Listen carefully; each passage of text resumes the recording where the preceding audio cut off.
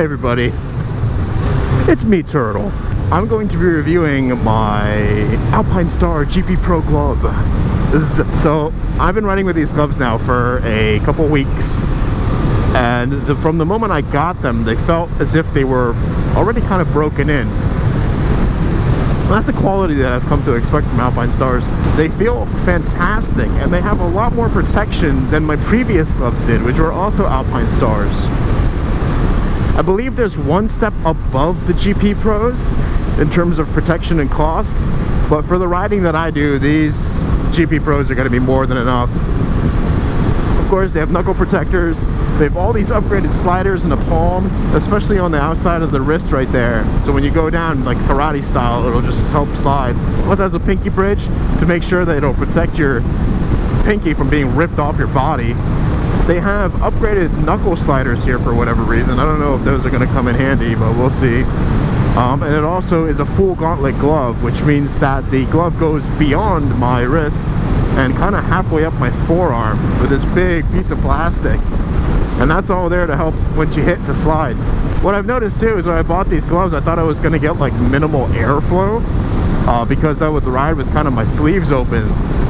But these gloves are great because up in here, if you see there's like a vent, that vent actually shoots wind right up my sleeve and it feels great. It keeps me cool. The airflow is, I guess, just routed better. Not only do these gloves feel great, but the fact that they're full gauntlet means that they help like keep my sleeves in the right place, if that makes sense. They really anchor everything down, and I feel the elbow protectors in my Icon Overlord Prime Hero jacket feels much better. They're kind of like centered on my elbows more. So as you can see, this glove here is the GP Pro. It goes much further up my arm. This is my new glove, and this is my previous glove.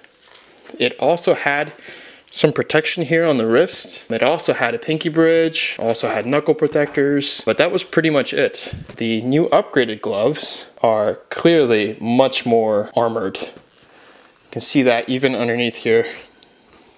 This one has like a nice big plastic piece where this one just has some foam. I mean, even the palms, look, there's all leather here. I believe there's kangaroo leather here to slide better, and then beyond that leather is also Kevlar.